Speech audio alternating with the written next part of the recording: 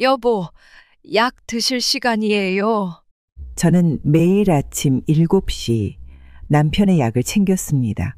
30년간 한 학교에서 아이들을 가르치다 은퇴한 우리 부부. 그때는 이것이 우리의 마지막 일상이 될 줄 몰랐습니다. 영수가, 미안해. 내가 이렇게 될 줄은. 폐암말기 진단을 받은 남편은 하루하루 힘을 잃어갔어요. 우리 아들 민호는 바쁘다는 핑계로 병원에 얼굴도 비치지 않았고 며느리 지은은 전화 한 통 없었죠. 아버님을 큰 병원으로 옮기시는 게 어떠세요? 우리 동네 병원은 시설이 별로라 가끔 병문안을 올 때마다 며느리는 비싼 병원을 권했어요. 하지만 그것은 진심 어린 걱정이 아닌 체면을 차리기 위한 말이었다는 걸 저는 알고 있었죠. 선생님, 이제 시간이 얼마 남지 않은 것 같습니다. 의사의 말에 저는 눈물을 삼켰어요. 30년간 한 교단에 서서 제자들을 가르치던 제 남편이 이제는 산소 호흡기에 의지한 채 누워 있었습니다. 어머니, 저희가 살고 있는 아파트는 좁아서. 투병 중에도 며느리는 은근히 저를 밀어내고 있었어요. 남편이 세상을 떠나면 저를 받아주지 않을 거라는 걸 전 이미 눈치챘습니다. 여보, 나 먼저 가는 것 같아. 남편의 마지막 말은 미안하다였어요. 평생을 교육자로 살아온 제 남편은 마지막까지도 품위를 잃지 않았죠. 어머님, 저희가 알아서 할 테니 걱정 마세요. 장례식장에서 며느리는 표정 관리에 바빴어요. 저의 눈물은 안중에도 없었죠. 어머니, 조문객들 신경 쓰이시니까 집에서 쉬세요. 아들 민호의 말은 마치 제가 남의 장례식에 온 손님 같았어요. 저는 장례식장의 마지막 조문객들이 돌아가고 난 뒤에도 오랫동안 남편의 영정사진 앞에 앉아 있었습니다. 30년을 함께 교단에 서서 제자들을 가르치던 남편의 마지막 모습이었습니다. 전국 각지에서 찾아온 제자들은 스승님의 가르침을 잊지 못한다며 눈물을 흘렸습니다. 하지만 정작 아들 민호는 장례식 내내 휴대폰만 들여다보며 조문객들의 인사도 제대로 받지 않았습니다. 며느리 지은은 장례식장에서 조문객 접대를 핑계로 저를 피했습니다. 옆에서 보조라도 해달라는 말 한마디 없이 혼자서만 분주히 움직였습니다.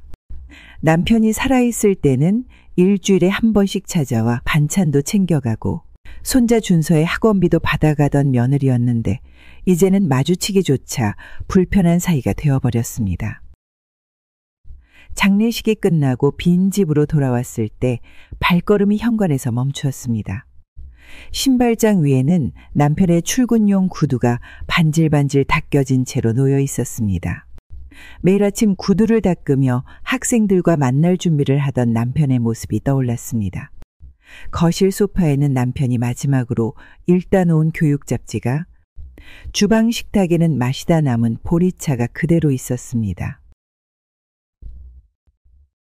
장례 후 첫 주말 아들 민호네 집을 찾아갔습니다. 이제 혼자가 된 저의 앞날을 의논하고 싶었고 무엇보다 사랑하는 손자 준서의 얼굴이라도 보고 싶었습니다. 현관 초인종을 누르자 며느리의 목소리가 들렸습니다. 어머님, 미리 연락도 없이 오시면 곤란하죠. 저희도 주말에는 쉬어야 하잖아요. 준서는 학원 갔어요. 아들 민호는 집에 있으면서도 끝내 나오지 않았습니다. 일요일 아침부터 학원이라는 말도 믿기지 않았습니다. 현관문 밖에서 제가 들고 온 반찬 봉지를 바라보며 서 있는데 안에서 준서의 웃음소리가 들렸습니다. 일주일 후 이번에는 미리 전화를 걸었습니다. 어머님, 주중에는 준서 학원 스케줄이 꽉 찼어요. 주말에는 저희 식구끼리 시간을 보내고 싶으니까 오지 마세요. 남편이 살아있을 때는 매주 금요일이면 손자와 함께 저녁을 먹고 주말이면 아들 식구들과 산책도 나가곤 했습니다. 이제는 전화로도 목소리를 듣기 어려워졌습니다. 얼마 지나지 않아 동네 슈퍼마켓 주인에게서 충격적인 이야기를 들었습니다. 며느리가 여기저기 돌아다니며 저에 대한 안 좋은 소문을 퍼뜨리고 있다는 것이었습니다. 시어머니가 매일 찾아와서 돈을 달라고 한다느니 손자 공부에 방해된다느니 하는 이야기들이었습니다. 30년 동안 학생들을 가르치며 한 길만 걸어온 제가 이제는 손자의 공부를 망치는 나쁜 할머니가 되어버렸습니다. 평소 자주 가던 시장에도 가기 힘들어졌습니다. 이웃들의 달라진 시선이 등골을 타고 내려왔기 때문입니다. 남편 의사십구 제를 앞두고 아들에게 여러 번 전화를 걸었습니다. 문자도 보냈습니다. 민호야, 아버지 49 제니까 꼭 와주면 좋겠어. 준서도 데리고 와서 할아버지께 인사드리자라고 적었습니다. 하지만 아들은 회사 출장이라며 전화를 끊어버렸고 며느리는 문자 한 통으로 일이 있어서 못 갑니다라는 답만 보냈습니다. 절에 혼자 앉아 독경하는 스님의 목소리를 들으며 앞으로 어떻게 살아야 할지 막막해졌습니다. 매달 첫째 주 월요일이면 손자 준서의 학원비를 보냈습니다. 교직 생활을 하면서 모아둔 연금으로 영어, 수학 학원비를 지원했습니다. 30년간 아이들을 가르친 선생님이었기에 손자의 교육은 제가 책임지고 싶었습니다. 지난달에도 평소처럼 학원비를 보내고 며느리에게 문자를 보냈습니다. 답장은 오지 않았지만 매달 그랬던 것처럼 입금 확인만 하면 된다고 생각했습니다. 일주일 후 동네 마트에서 이웃들의 수군거림이 들렸습니다. 며느리가 여기저기 다니면서 저에 대한 이야기를 하고 다닌다는 것이었습니다. 학원비를 주면서 손자를 빼앗으려 한다느니 매일 찾아와 돈 달라고 괴롭힌다느니 하는 말들이었습니다. 동네의 단지 안놀이터에서 손자 준서를 기다리던 때도 있었습니다. 멀리서라도 준서 얼굴을 보고 싶어서였습니다. 하지만 옆 놀이터에서 놀던 아이 엄마들이 저를 보더니 아이들을 데리고 자리를 피했습니다. 어머님, 이제는 학원비 보내지 마세요. 주변에서 보기가 안 좋아요. 시어머니가 돈으로 손주를 사려고 한다는 소문이 돌아요. 손자의 교육을 위해 도움을 주고 싶었을 뿐인데 이제는 돈으로 손자를 매수하려 든다는 소문의 주인공이 되어버렸습니다. 아파트 관리실에서 일하는 아주머니를 통해 더 충격적인 이야기를 들었습니다. 며느리가 입주민 카페에 글까지 올렸다는 것이었습니다. 돈 때문에 시어머니가 매일 찾아와서 괴롭히고 아들 부부 사이를 갈라놓으려 한다는 내용이었습니다. 한 달에 한 번 보내는 학원비가 전부였습니다. 남편 연금으로 생활하면서 손자 교육비만큼은 제가 보태고 싶었던 마음뿐이었습니다. 아파트 단지 암벤치에 앉아 있으면 이웃 할머니들도 저를 피해갔습니다. 평소 친하게 지내던 분들조차 인사를 건네지 않았습니다. 며느리의 소문은 바람처럼 퍼져나가 저를 동네에서도 발붙일 수 없게 만들었습니다. 손자 준서의 생일이 다가왔습니다. 남편이랑 있을 때 그랬던 것처럼 작은 케이크라도 들고 가고 싶었지만 발걸음이 떨어지지 않았습니다. 대신 생일 축하 카드와 함께 작은 봉투를 준비했습니다. 편지에는 손자를 향한 할머니의 마음을 담았고 봉투에는 평소처럼 학원비를 넣었습니다. 우편함에 카드를 넣고 돌아서는데 뒤에서 며느리의 목소리가 들렸습니다. 어머님, 이렇게 계속 준서를 괴롭히시면 법적 조치를 취하겠습니다. 스토커 신고도 할 수 있다고 하더라고요. 저는 아들 민호에게 전화를 걸었습니다. 진심을 전하고 싶었습니다. 하지만 아들은 전화를 받지 않았고 대신 문자 한 통이 왔습니다. 어머니, 이제 그만하세요. 지은이도 스트레스 받아서 우울증 약까지 먹는 거 아세요? 스트레스라니요. 우울증 약이라니요. 매달 꼬박꼬박 학원비도 보내주고 용돈까지 챙겨주었는데 이제는 제가 괴롭히는 사람이 되어버렸습니다. 매일 아침 일찍 일어나 도시락을 싸다 주고 아플 때마다 미역국을 끓여다 주었던 일들은 기억도 못하는 모양입니다. 제가 보낸 성의와 정성은 온데간데 없고 저는 이제 며느리를 아프게 하는 시어머니가 되어버렸습니다. 이런 말도 안 되는 상황에 어이가 없어서 한동안 아무 말도 할 수 없었습니다. 하늘이 무너져도 한순간에 자식이 남이 될 수 있다는 말이 이런 걸까요? 수화기 너머로 들려올 아들의 목소리를 기다렸던 마음이 순식간에 차갑게 식어버렸습니다. 내 아들이, 내가 그토록 사랑했던 아들이 이렇게 달라질 수 있다는 사실이 도저히 믿기지 않았습니다. 추석이 다가오자 아파트 단지에는 명절 준비로 분주한 기운이 가득했습니다. 장 보러 가는 주부들의 손에는 과일 상자들이 들려 있었고 아이들은 새 한복을 입어보며 즐거워했습니다. 작년 추석에는 저도 일주일 전부터 장을 보고 음식을 준비했습니다. 손자 준서가 좋아하는 송편을 빚고 남편이 좋아하던 녹두전을 부쳤습니다. 이번 추석은 달랐습니다. 냉장고에는 반찬 몇 개뿐이었고 장도 보지 않았습니다. 며느리가 퍼뜨린 소문 때문에 시장에 가는 것조차 힘들었습니다. 마트 아주머니들의 수군거림, 동네 주민들의 달라진 시선이 등을 파고들었기 때문입니다. 추석 전날, 냉장고를 열어보니 텅 비어 있었습니다. 찬장에는 작년에 준서와 함께 만든 송편틀이 쌓여 있었습니다. 틀을 꺼내보니 준서의 작은 손자국이 아직도 남아 있었습니다. 아들네 가족은 연락 한 통 없었습니다. 명절인데도 손자 얼굴 한번 비추지 않았습니다. 작년까지만 해도 아들 민호는 추석 전날이면 꼭 전화를 했습니다. 장인어른 제사상을 어떻게 차려야 하냐고 물어보곤 했습니다. 명절날 아침 텔레비전에서는 고향으로 가는 차량 행렬 소식이 나왔습니다. 남편과 살던 30년 된 아파트 주차장은 텅 비어 있었습니다. 옆집 이웃들도 모두 자녀들 집으로 향했습니다. 저는 휴대폰만 바라보았습니다. 아들이나 며느리에게서 연락이 올까 봐서였습니다. 옛날에는 추석이면 손자 준서가 먼저 전화를 했습니다. 할머니, 저 이번에 태권도 승급 심사했어요. 노란띠 땄어요.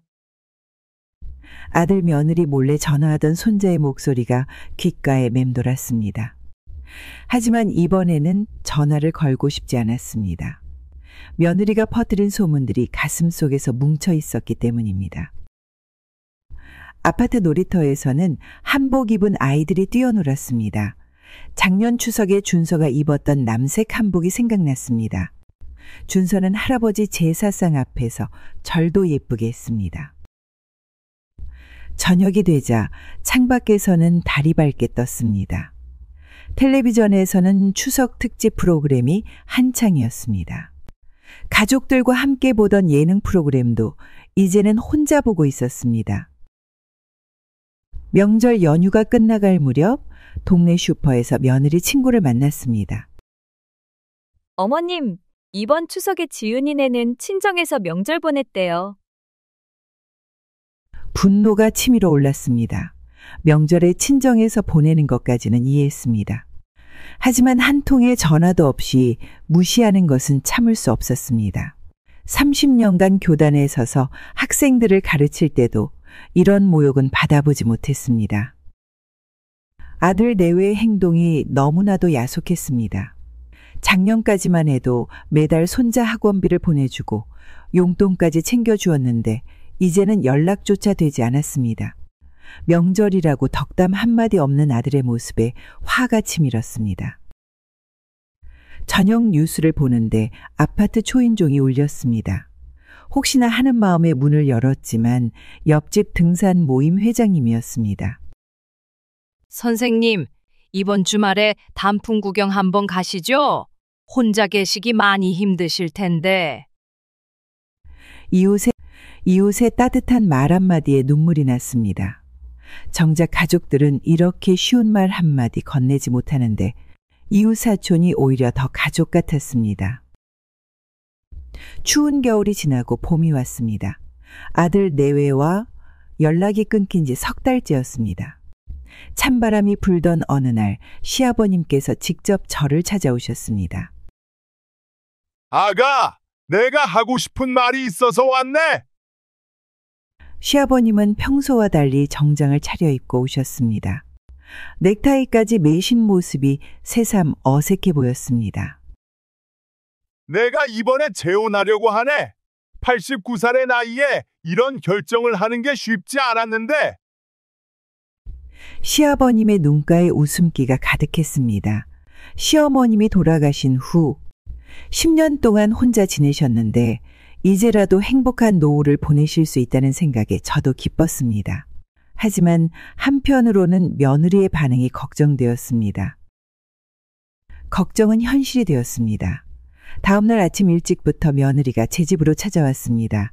석 달 만에 보는 며느리 얼굴이었습니다. 어머님, 할아버님 재혼하신다는 게 정말인가요? 이건 아니죠. 어머님이 좀 말려주셔야 해요. 처음에는 할아버님의 재혼을 반대하는 줄 알았습니다. 하지만 며느리의 진짜 속내는 따로 있었습니다. 재산 분할부터 하고 결혼하셔야죠. 우리 가 10년 넘게 모셨는데 이렇게 갑자기 재혼하시면 우리는 어떻게 되는 거예요? 입이 다물어지지 않았습니다. 평소에는 시아버님 댁 근처도 가지 않던 며느리였습니다. 명절에도 얼굴 한번 비치지 않았는데 재산 얘기가 나오니 이렇게 발벗고 나서는 모습이 낯설기만 했습니다. 시아버님 댁 청소며 빨래는 제가 다 했습니다. 일주일에 한 번씩 꼭 찾아가서 반찬도 해드리고 말벗도 해드렸는데 이제 와서 모셨다는 말이 쑥스럽지도 않은 모양이었습니다.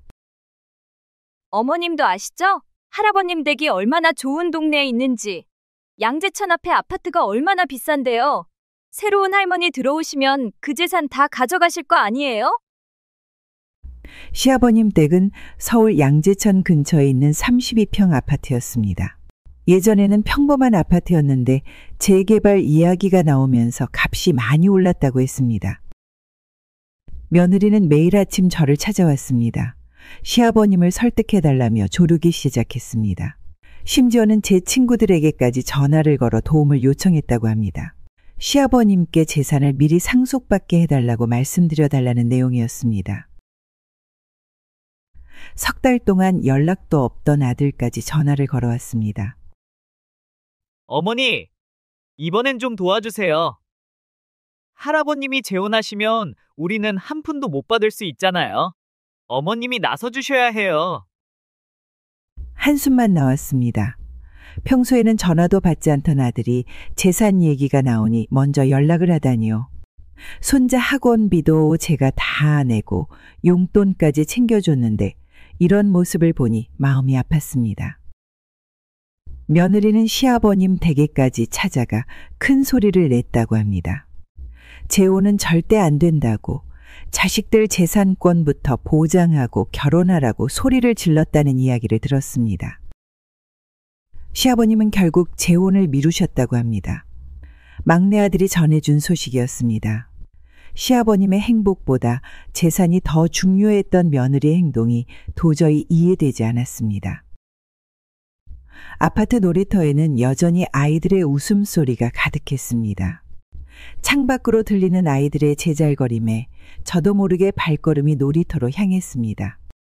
준서가 좋아하던 그네에는 이제 다른 아이가 타고 있었습니다. 예전에는 매주 토요일이면 준서와 함께 이 그네를 탔는데 이제는 멀리서 바라만 봐야 했습니다. 놀이터에서 뛰어노는 아이들 중에는 준서 또래도 있었습니다.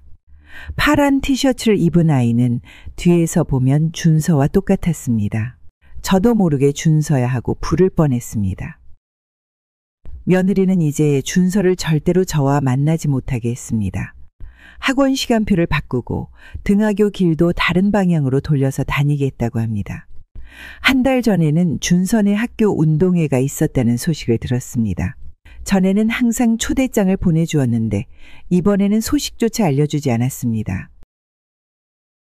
동네 문구점 앞을 지날 때마다 발길이 멈춰졌습니다. 준서가 좋아하는 만화책이 새로 나왔는지 보고 싶어서였습니다. 예전에는 매달 첫째 주 토요일이면 준서와 함께 여기 들러서 책도 사주고 문구류도 골라주곤 했습니다. 이제는 새로 나온 만화책을 봐도 사줄 수가 없었습니다. 아들 민호의 차가운 목소리가 생각났습니다.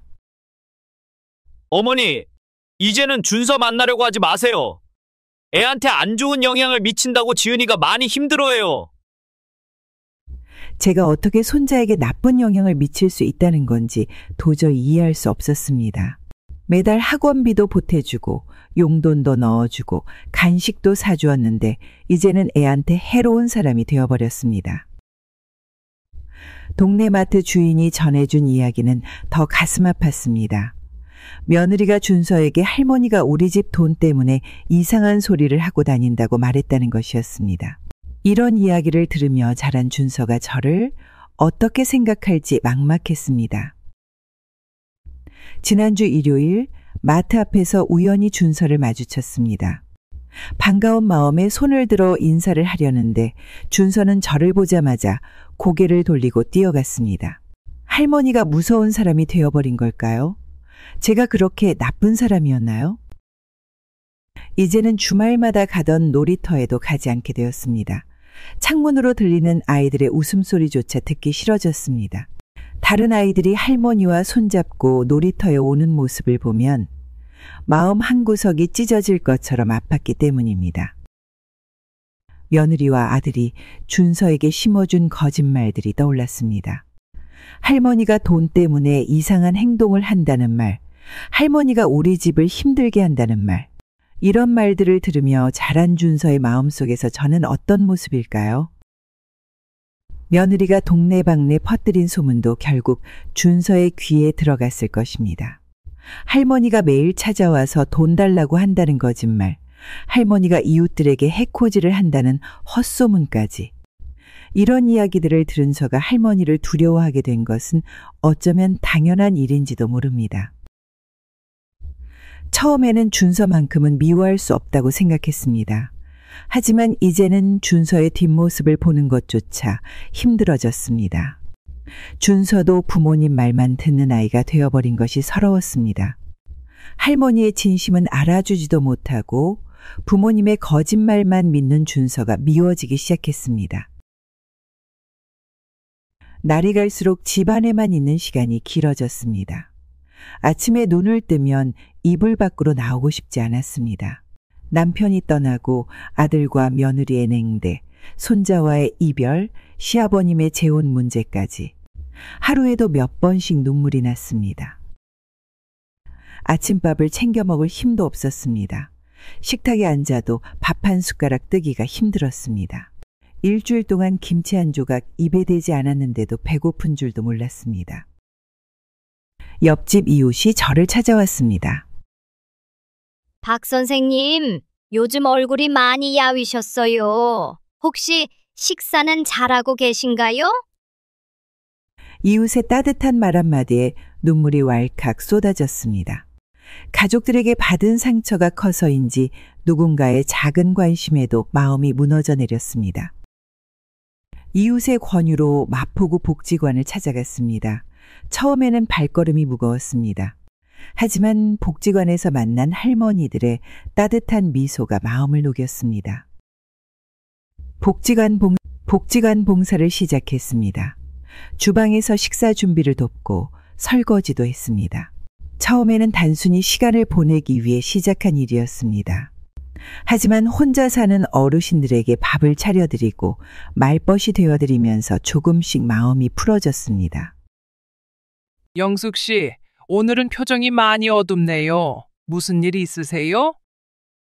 매일 아침 복지관에 오면 주방 봉사하시는 할머니들이 제 안색부터 살폈습니다. 가족보다 더 가족 같은 이분들 덕분에 조금씩 웃을 수 있게 되었습니다.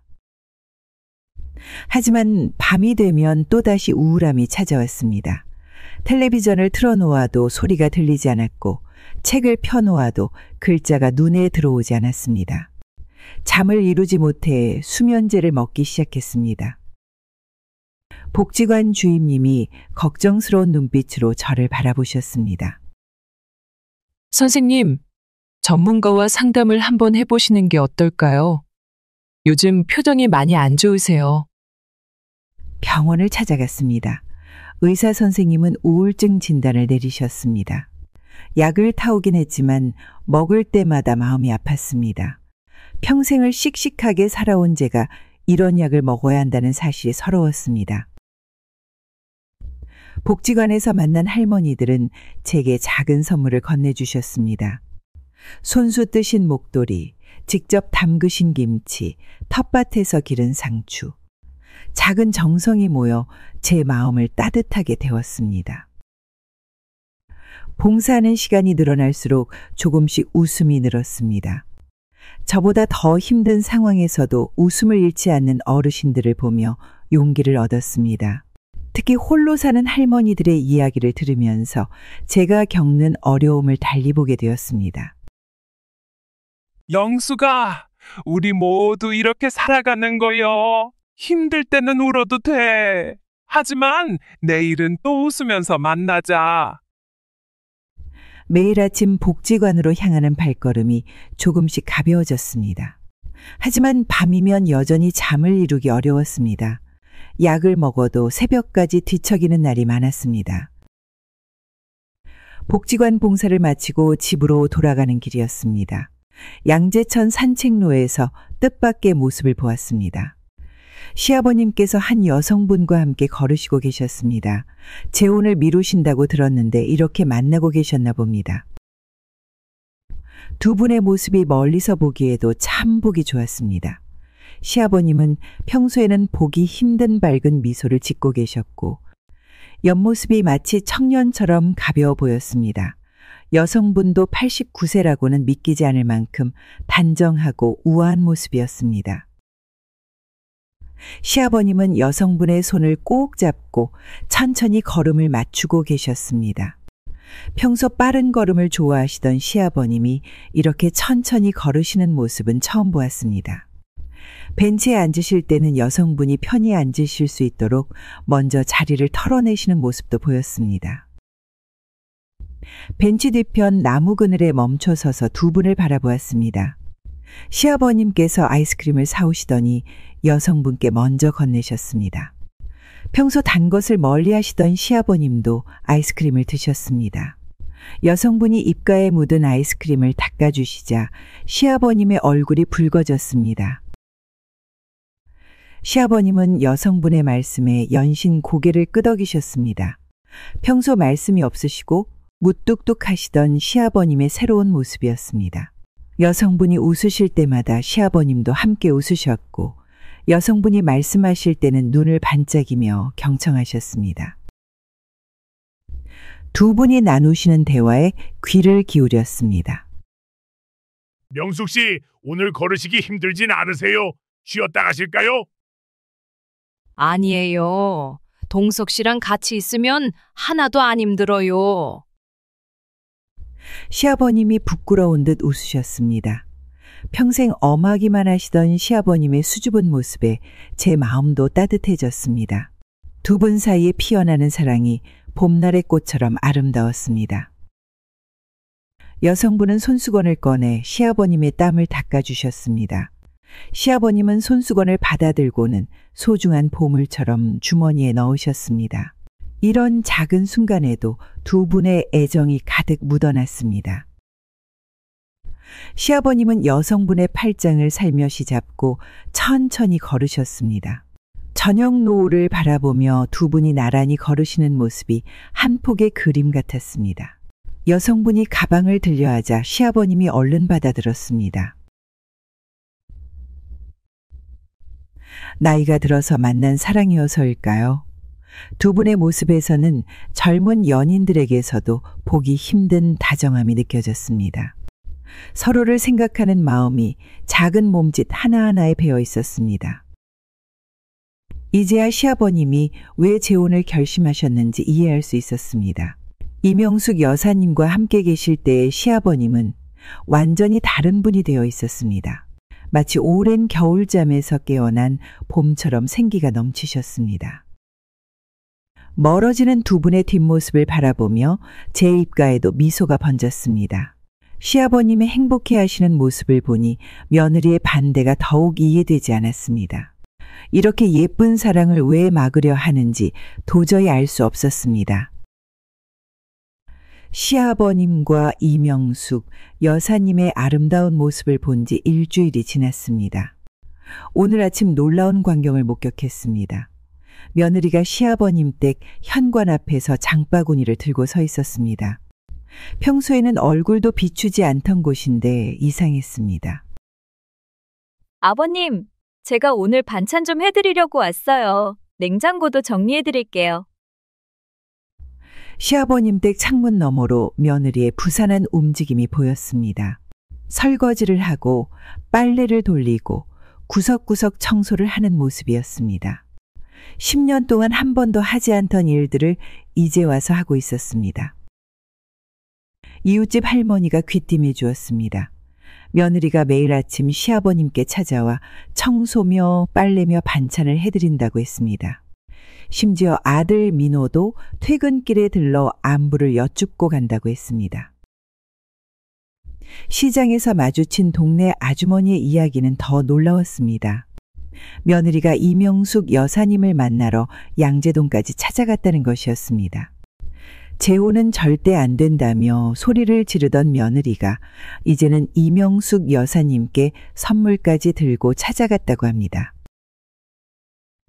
복지관 가는 길에 시아버님 댁 앞을 지나가는데 며느리의 목소리가 들렸습니다. 아버님, 이번 주말에 저희 집에서 식사하시면 어떠세요? 준서도 할아버지 보고 싶어 하는데. 가슴 한켠이 따뜻해졌습니다. 처음에는 며느리의 행동이 의심스러웠지만 이렇게라도 가족들이 다시 모이게 된다면 좋겠다는 생각이 들었습니다. 손자 준서도 오랜만에 할아버지를 뵐 수 있을 테니까요.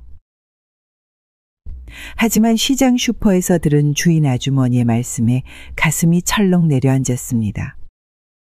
지은 씨가 양재동 부동산 다 돌아다니면서 시아버님 아파트 시세를 알아보고 다닌다더라고요.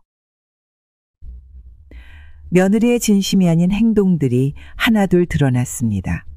시아버님께 반찬을 해드리면서도 뒤에서는 재산 상황을 꼼꼼히 살피고 있었습니다. 이명숙 여사님을 찾아가 선물을 드린 것도 재혼만은 막아보려는 의도였던 것입니다. 시아버님은 며느리의 갑작스러운 효도가 반가우신지 연신 웃음을 지으셨습니다. 손자 준서도 오랜만에 할아버지를 보고 좋아했습니다. 이런 모습을 보니 며느리의 행동이 진심이었으면 하는 바람도 생겼습니다. 일주일 후 복지관에서 만난 이명숙 여사님의 이야기를 들었습니다. 며느리가 찾아와서 시아버님과의 재혼을 반대했다고 합니다. 재혼하면 준서의 대학 등록금은 누가 책임질 것이냐며 지금까지 모신 정성은 어떻게 하느냐며 따졌다고 했습니다. 마음 한켠에 자리 잡았던 작은 희망이 산산조각 났습니다. 며느리의 친절은 결국 재산을 위한 연기였습니다. 시아버님과 손자의 행복한 모습도 오래가지 못할 것이란 생각에 마음이 아팠습니다. 시아버님은 며느리의 갑작스러운 변화를 순수하게 받아들이고 계셨습니다. 매일 아침 며느리가 해주는 밥을 맛있게 드시고 빨래해준 옷을 입고 양재천을 산책하셨습니다. 이런 시아버님의 모습을 보면서 제 마음은 더욱 복잡해졌습니다. 거짓된 효도라도 시아버님이 행복해 하시니 차라리 모른 척하는 게 나을까 하는 생각도 들었습니다. 복지관 주방에서 일하던 중에 복지사 선생님께서 저를 상담실로 부르셨습니다. 매주 수요일마다 변호사님이 무료 법률 상담을 해주신다는 이야기였습니다. 처음에는 망설였습니다. 아무리 속상해도 법적으로 따지고 싶지는 않았습니다. 가족 간의 일을 법으로 해결한다는 게 마음에 걸렸기 때문입니다. 선생님, 상담이라도 한번 받아보세요. 이런 일들이 있을 때는 법적 지식도 필요합니다. 상담실에 들어서니 50대쯤 되어 보이는 변호사님이 반갑게 맞아주셨습니다. 처음 보는 저에게 따뜻한 차 한 잔을 내어주시며 이야기를 들어주셨습니다. 시아버님의 재혼을 막으려는 며느리의 행동은 명백한 권리 침해입니다. 게다가 재산을 노리고 접근하는 것도 문제가 될 수 있어요. 법적인 설명을 들으니 며느리의 행동이 단순한 가족 간의 다툼이 아니라는 것을 알게 되었습니다. 특히 시아버님의 재산을 미리 상속받으려 압박하는 행위는 심각한 문제라고 하셨습니다. 변호사님은 아사용지에 하나하나 정리해 주셨습니다. 제가 할 수 있는 법적 조치들, 시아버님의 권리를 지키는 방법, 재산 문제를 다루는 절차까지 꼼꼼하게 설명해 주셨습니다. 재산 문제는 민사로 해결할 수 있고 심한 협박이나 강요가 있었다면 형사 고소도 가능합니다. 증거를 잘 모아두셔야 해요. 매주 수요일마다 변호사님을 찾아뵈었습니다. 법률 용어들이 어려웠지만 변호사님은 쉽게 설명해 주셨습니다. 법이라는 단어가 주는 차가운 느낌과 달리 오히려 제 마음이 단단해지는 기분이었습니다. 상담을 받으면서 알게 된 사실들이 충격적이었습니다. 시아버님의 재혼을 막는 행위, 재산권을 강요하는 행위, 거짓 소문을 퍼뜨린 행위 모두 법적으로 문제가 될 수 있다는 것이었습니다. 상담이 거듭될수록 용기가 생겼습니다. 이제는 며느리의 행동을 그저 지켜보기만 하지 않아도 된다는 생각이 들었습니다. 법의 보호를 받을 수 있다는 사실이 큰 힘이 되었습니다. 선생님, 가족이라고 해서 부당한 일을 참으실 필요는 없어요. 시아버님의 행복한 노후를 위해서라도 법적 대응이 필요할 수 있습니다. 매주 수요일 상담은 제게 든든한 버팀목이 되었습니다. 이제는 며느리의 행동을 기록하고 증거를 모으기 시작했습니다. 언젠가는 이 자료들이 필요할지도 모른다는 생각에 메모도 꼼꼼히 했습니다. 복지관에서 법률 상담을 받고 나오는 길이었습니다. 복도에서 우연히 이명숙 여사님과 마주쳤습니다. 시아버님과 양재천을 산책하시던 모습이 떠올라 반가웠습니다. 선생님, 혹시 동석 씨 며느님 되시나요? 뜻밖의 만남에 처음에는 어색했습니다. 하지만 이명숙 여사님의 환한 미소에 마음이 편안해졌습니다. 복지관 카페에서 차 한 잔을 마시며 이야기를 나누게 되었습니다.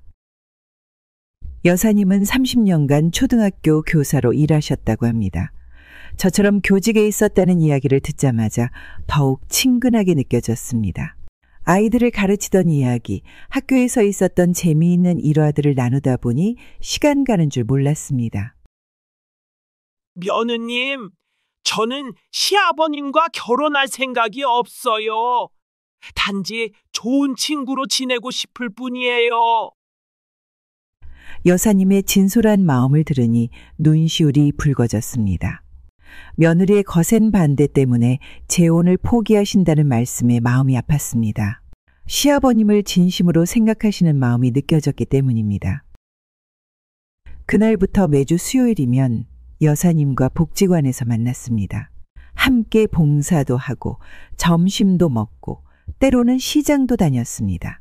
이명숙 여사님은 제가 겪고 있는 어려움을 귀 기울여 들어주셨습니다. 여사님도 비슷한 경험이 있으셨습니다.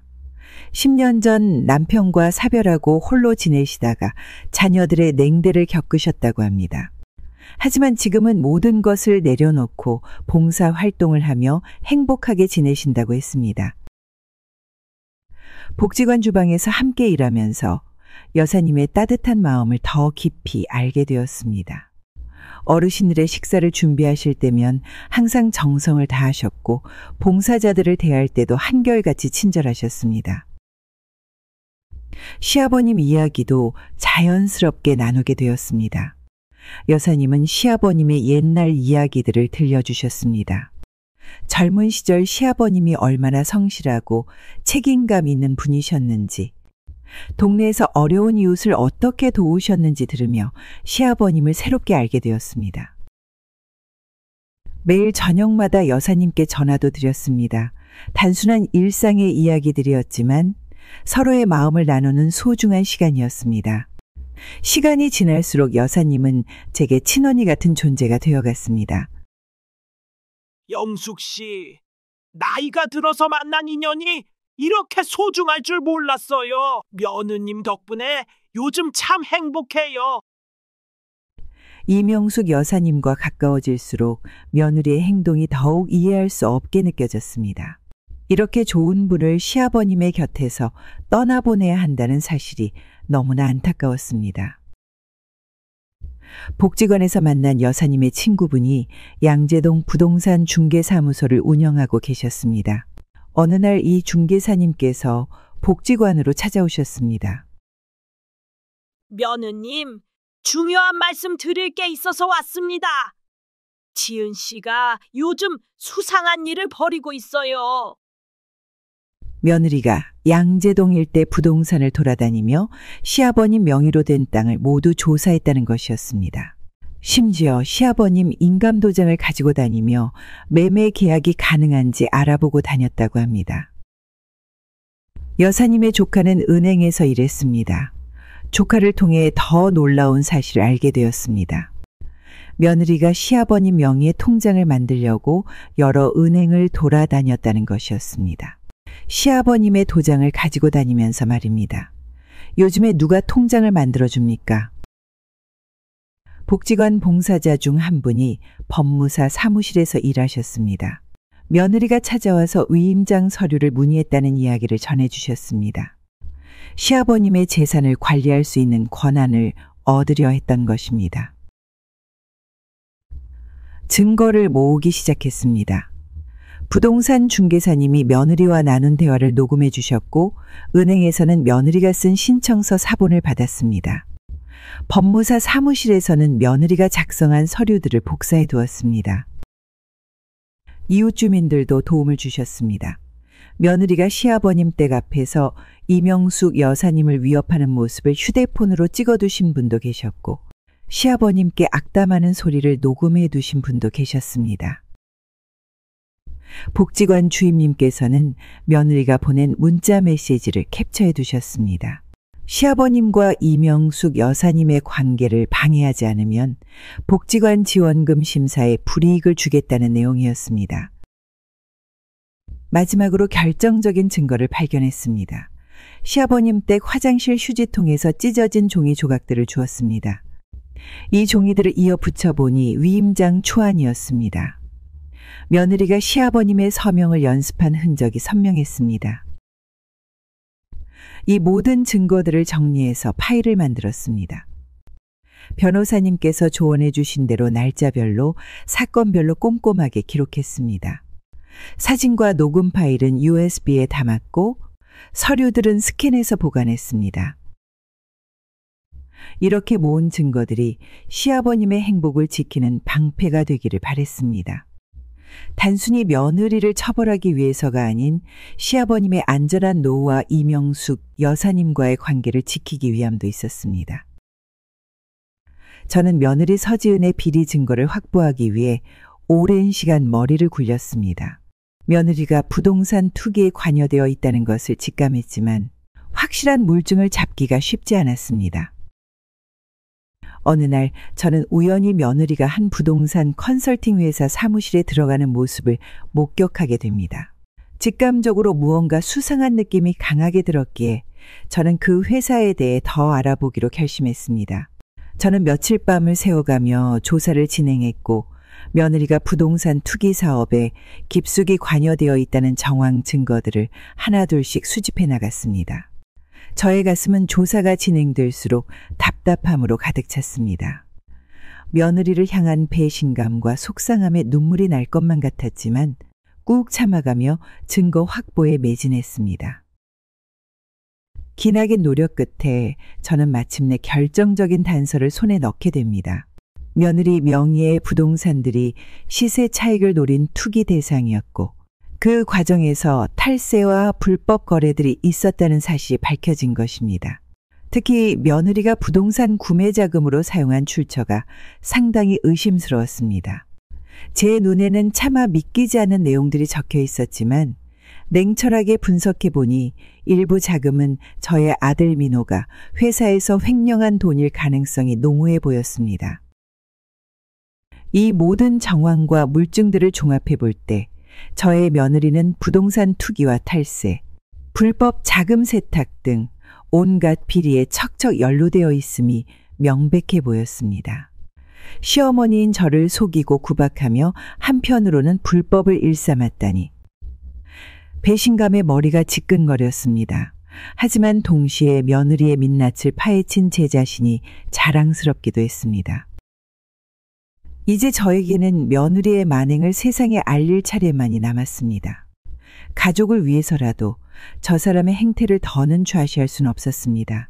떨리는 손으로 증거 서류들을 꾹 움켜쥐며 저는 한 걸음 한 걸음 용기를 내어 집 밖으로 나섰습니다. 숨이 가빠왔지만 지금만큼은 의연해질 때라고 스스로를 다독였습니다. 온 힘을 다해 모은 일말의 희망을 품고서 저는 며느리에 대한 본격적인 복수에 나설 채비를 갖추었습니다. 저는 범죄 행각을 벌이고 있는 며느리를 더 이상 두고 볼 수 없다는 결심이 섰습니다. 며느리가 그동안 보여준 행실들을 떠올리자 가슴 한편이 무너지는 것 같았지만 이대로 묵과할 수는 없었습니다. 떨리는 발걸음으로 시아버지를 찾아뵈었습니다. 평소 너그럽고 사려 깊으셨던 시아버지는 저를 반갑게 맞아주셨습니다. 하지만 며느리에 대한 이야기를 꺼내자 시아버지의 얼굴에는 곧 의아함이 가득 찼습니다. 아버님, 제가 어떻게 해서든 며느리의 실체를 알아냈습니다. 며느리라는 표현도 싫었습니다. 저 사람이 부동산 투기와 탈세, 심지어 불법 자금 세탁에 관여했다는 증거를 확보했어요. 민호와도 결탁해서 회사 돈까지 횡령한 것 같아요. 대체 어떻게 해야 할지 모르겠습니다. 저는 목이 메어 더 이상 말을 잇기 힘들었습니다. 시아버지의 충격과 절망이 고스란히 느껴졌기에 괴로웠습니다. 저는 시아버지께서 며느리를 얼마나 아꼈는지 잘 알고 있었습니다. 아들 민호 역시 시아버지의 사랑을 듬뿍 받으며 자랐습니다. 하지만 그들은 시아버지의 사랑을 저버리고 범죄의 길로 들어섰습니다. 긴 침묵 끝에 시아버지가 힘없이 입을 열었습니다. 영수가 내가 알아낸 게 사실이라면 아이고 내가 눈먼 것도 아니고 어쩌다 우리 집안이 이 지경이 됐는가? 시아버지의 목소리는 깊은 절망으로 가득 찼습니다. 자식을 향한 부모의 마음이 얼마나 각별한지 저는 너무나 잘 압니다. 시아버지의 심정이 어떨지 미루어 짐작하니 마음이 미어졌습니다. 하지만 이 일은 묵과할 수 없었습니다. 비릿한 진실을 덮어두는 것보다 아무리 가슴 아프더라도 비린내 나는 상처를 도려내야 했습니다. 아버님, 저도 며느리와 아들이 어쩌다 이런 길에 들어섰는지 알 수 없어요. 하지만 이건 명백한 범죄입니다. 우리 가족을 위해서라도 이 비극을 바로잡아야 해요. 며느리가 얼마나 뻔뻔한지 아시죠? 돈에 눈이 멀어 저를 모욕하고 괴롭히면서도 양심의 가책은 전혀 없었어요. 범죄로 몸을 불리면서 순진한 척, 정의로운 척 행세를 했죠. 아버님께서 사랑으로 키우신 민호마저 범죄에 가담한 것 같아요. 제 가슴이 찢어질 것 같지만 이건 반드시 바로 잡아야 할 일이에요. 그래야 우리 가족이 바른 길로 나아갈 수 있고 손주 준서도 바른 어른으로 자랄 수 있어요. 저는 온몸에 힘을 실어 시아버지를 설득했습니다. 비통함이 몰려왔지만 꾹 참으며 시아버지의 결정만을 기다렸습니다. 시아버지는 한동안 아무 말씀이 없으시더니 이내 고개를 끄덕이셨습니다. 말한 대로 이건 정의로운 일이야. 자식이 잘못됐다면 부모된 도리로 바로잡는 게 맞지. 영수가 며느리와 아들의 죄를 밝혀내줘서 정말 고맙다. 시아버지의 결단에 저는 한시름 놓았습니다. 이제 남은 건 또 한 번의 용기였습니다. 사랑하는 가족의 범죄를 고발하는 일.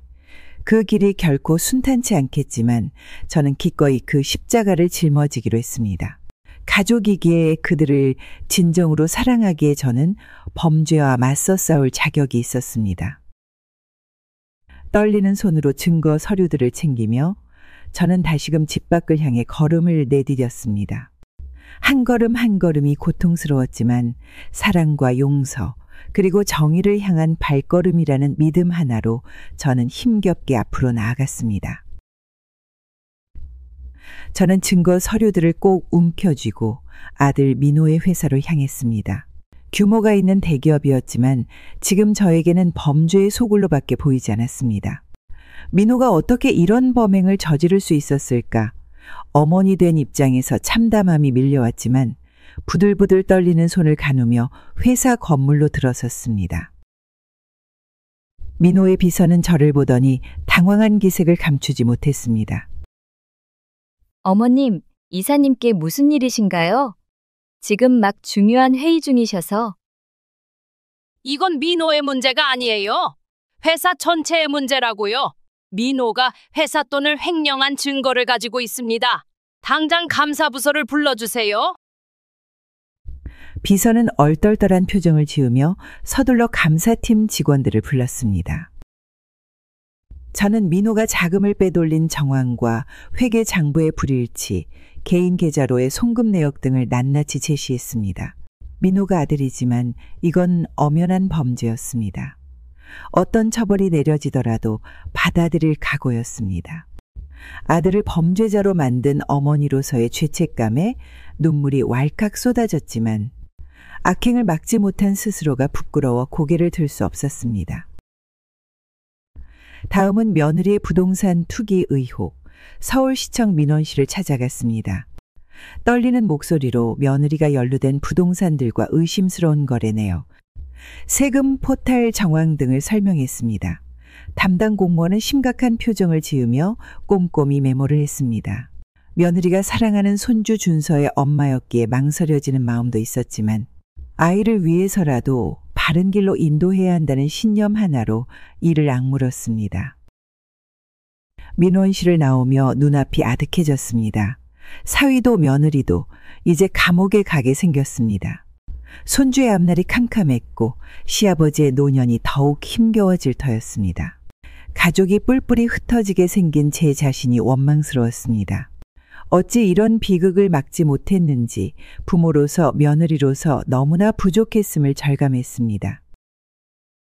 하지만 후회 한들 소용없었습니다. 이미 저지른 죄는 반드시 대가를 치러야 했습니다. 눈물로 범행을 씻을 순 없었습니다. 이제라도 바른 길로 나아가는 것만이 우리 가족을 위해, 세상을 위해 해야 할 일이었습니다. 저는 천천히 복지관을 향해 발걸음을 옮겼습니다. 비릿한 진실과 마주하며 지쳐버린 제 영혼을 어루만질 곳은 그곳뿐이었습니다. 앞으로 펼쳐질 긴 싸움을 위해 저는 잠시나마 평화를 느끼고 싶었습니다. 가족의 죄를 고발하는 아픔 속에서도 세상의 어둠과 맞서 정의를 세우고자 하는 불꽃은 이미 제 가슴 속에서 타오르고 있었습니다. 복지관에서 잠시 위안을 얻은 저는 이내 다시 가족들을 마주해야 할 시간이 다가왔음을 직감했습니다. 저는 오랜만에 가족 모두가 모이는 자리를 마련했습니다. 시아버지, 아들 민호, 며느리 지은, 그리고 손주 준서까지 이 자리에서 모든 것을 털어놓고 우리 가족이 앞으로 어떻게 살아갈지 이야기하고 싶었습니다. 식사를 마친 후 저는 천천히 입을 열었습니다. 우리 가족 모두 함께한 자리에서 할 말이 있다. 식탁에 잠시 찬 기운이 돌았습니다. 민호와 지은의 얼굴에는 불안감이 역력했습니다.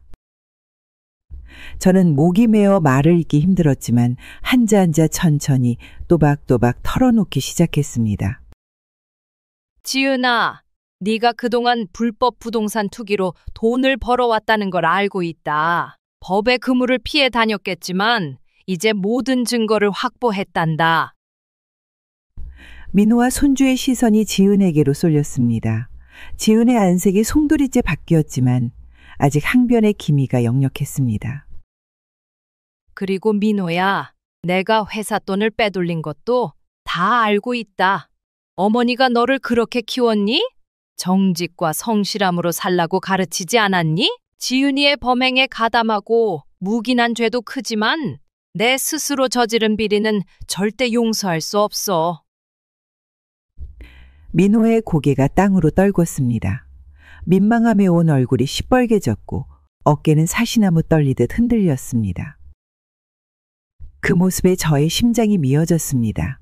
하지만 꾹 참았습니다. 아들의 잘못을 덮어줄 순 없었습니다.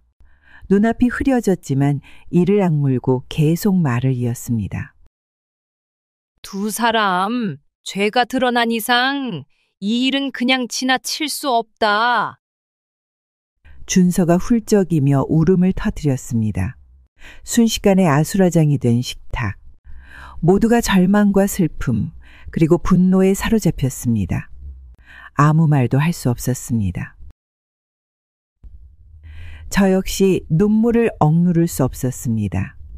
사랑하는 가족을 범죄자로 내모는 심정이 어떤지 뼈저리게 느껴졌습니다. 며느리와 아들이 그동안 보여준 행태가 잘못되었다는 건 분명했지만 가족의 아픔을 마주하자니 저 또한 비통함에 몸부림쳤습니다. 하지만 그럼에도 불구하고 우리는 이 일을 계기로 다시 새 출발해야 하니 우리의 잘못을 인정하고 죗값을 치르며 반성하는 게 출발점이 될 것이며 준서에게 떳떳한 부모가 되기 위해서라도 우리 가족이 바른 길로 나아가기 위해서라도 지금의 괴로움을 겪어내야 하고 쉽지 않겠지만 포기하지 말자고 이야기했습니다. 식탁 위에는 한동안 흐느낌만이 맴돌았습니다. 민호, 지은, 준서, 그리고 시아버지까지. 이 굴곡진 길을 어떻게 걸어갈지 아직은 막막하기만 했습니다. 하지만 사랑으로 뭉쳐야만 견딜 수 있으리라는 희망도 느껴졌습니다. 저는 눈물로 엉켜붙은 손수건을 꾹 쥐며 떨리는 목소리로 우리 가족을 독려했습니다. 가족 모두의 비극이 현실로 다가왔습니다. 며느리 지은과 아들 민호는 결국 이혼 수순을 밟기 시작했습니다. 서로의 잘못을 인정하지 못한 채 상대방을 비난하며 절대 용서할 수 없다는 입장만 되풀이했습니다. 특히 아들 민호는 구속 위기에 몰리자 모든 책임을 지은에게 떠넘기려 했습니다. 지은 역시 자신의 결백을 주장하며 민호와 대립각을 세웠습니다. 두 사람 사이에 더는 사랑은 존재하지 않았습니다. 오직 미움과 원망만이 가득했습니다. 그러던 어느 날 지은이 양육권 소송을 제기했다는 소식을 들었습니다. 어머님, 전 준서를 포기할 수 없어요. 애 아빠가 감옥에 가게 생겼는데 제가 준서를 키워야죠. 어머님도 절 도와주세요. 지은이 애원하는 목소리로 말했지만 저는 선뜻 대답하지 못했습니다. 며느리로서 동정심이 들기도 했지만 준서에게 좋은 어머니가 될 수 있을지 의문이 들었기 때문입니다. 지은의 민낯을 알고 있는 저로서는 섣불리 판단하기 어려웠습니다. 양육권 문제로 가족들이 다시 한번 찢어질 것이 자명했기에 불안감이 엄습했습니다. 모든 것이 제 탓 같았습니다. 며느리와 아들의 잘못을 바로잡으려 했지만 오히려 손주의 운명까지 망쳐버린 건 아닌지 두려웠습니다. 민호 역시 며느리와의 양육권 다툼에 고민이 깊어 보였습니다. 아빠로서의 책임감과 수감자가 될 처지 사이에서 갈등하는 듯 했습니다. 어머니, 전 준서를 포기할 순 없어요. 제가 아무리 나쁜 짓을 했어도 준서만큼은. 하지만 감옥에 가게 되면 어머니가 대신 돌봐주실 수 있을까요? 민호의 절규에 저는 가슴이 미어졌습니다. 눈물을 삼키며 고개를 끄덕일 수밖에 없었습니다. 손주를 지키는 것, 그게 저에게 주어진 마지막 사명이라는 생각이 들었습니다. 하지만 시아버지의 입장은 달랐습니다. 영수가 내 생각에 우리가 준서 양육을 맡는 건 현명치 않아. 이미 우리 가족은 난파선이 된 거나 다름없어. 절망에 빠진 시아버지의 말에 저는 눈물을 흘렸습니다. 그렇게 모두가 각자의 십자가를 짊어지고 깊은 수렁 속을 헤매고 있었습니다. 사랑하는 가족이 무너지는 모습에 아팠습니다. 시아버지는 깊은 고민 끝에 중대한 결심을 하셨습니다. 너무나 큰 배신감에 시달리셨던 시아버지는 민호와 지은을 상속에서 제외하기로 선언하셨습니다. 나는 민호와 지은에게 우리 가족의 재산을 물려줄 수 없구나. 그 아이들이 저지른 잘못에 대한 응분의 대가를 치러야 해. 시아버지의 결정에 저는 가슴 한켠이 무너지는 듯한 아픔을 느꼈지만 한편으로는 이해할 수 있었습니다. 배신당한 느낌, 절망감, 가족을 향한 깊은 실망감까지. 그런 시아버지의 심경을 저는 너무나 잘 알고 있었기에 위로의 말씀을 건네는 것 말고는 달리 드릴 말씀이 없었습니다. 하지만 상속에서 제외되었다는 소식에 민호와 지은의 반응은 격앙되었습니다. 특히 지은은 감정 조절을 못한 채 저에게 달려들었고 극심한 모욕과 협박을 서슴지 않았습니다. 아들 민호 역시 섣부른 판단이라며 시아버지를 설득하려 들었습니다. 평화롭던 우리 집은 순식간에 전쟁터로 변해버렸고 저는 그 한복판에 서 있는 듯 했습니다. 가족들 간의 알력 싸움에 지쳐버린 어느 날 저는 문득 떠오른 장소를 향했습니다. 바로 복지관이었습니다. 이곳에서라면 평온함을 되찾을 수 있으리라 믿었습니다. 늘 그랬듯 복지관에서 어르신들을 만나고 앞마당의 꽃들에 물을 주며 잠시나마 마음의 평화를 얻고 싶었습니다. 복지관에 들어서자 한결 가벼워진 마음이 들었습니다. 오랜만에 제 자신에게로 온전히 집중할 수 있었습니다. 그동안 제가 너무 가족들만 바라보고 살았던 건 아닌가 하는 반성도 들었습니다. 내면의 목소리에 귀 기울이니 제 삶의 새로운 방향성이 조금씩 보이기 시작했습니다. 저는 복지관에서의 봉사활동과 어르신들과의 만남을 통해 치유되고 있었습니다. 가족의 아픔도 잊을 순 없었지만 상처받은 제 마음을 어루만지며 천천히 앞으로 나아가기로 했습니다. 시련은 분명 끝날 것이며 우리 가족도 언젠가는 화해할 수 있으리라는 희망을 잃지 않기로 했습니다. 이제 저에게는 복지관에서의 활동과 새로운 꿈들이 삶의 원동력이 되어주고 있었습니다. 그동안 잃어버렸던 저만의 꿈과 열정을 조금씩 찾아가기 시작했습니다. 비록 늦은 나이였지만 제 자신을 위해 무언가를 배우고 도전하는 일에 설레는 마음이 들었습니다. 새로운 출발선에 선 오늘 저는 두려움 없이 내일을 마주하려 합니다. 때로는 쓰라린 눈물을 흘리더라도 제 스스로를 사랑하고 응원하며 한 걸음 한 걸음 나아가렵니다.